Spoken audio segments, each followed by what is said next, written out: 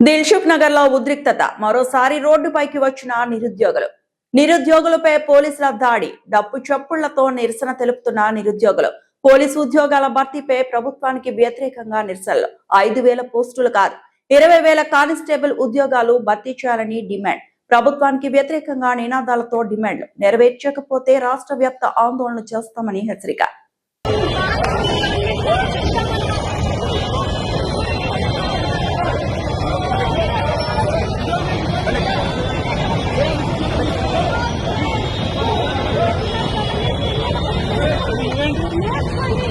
Mira.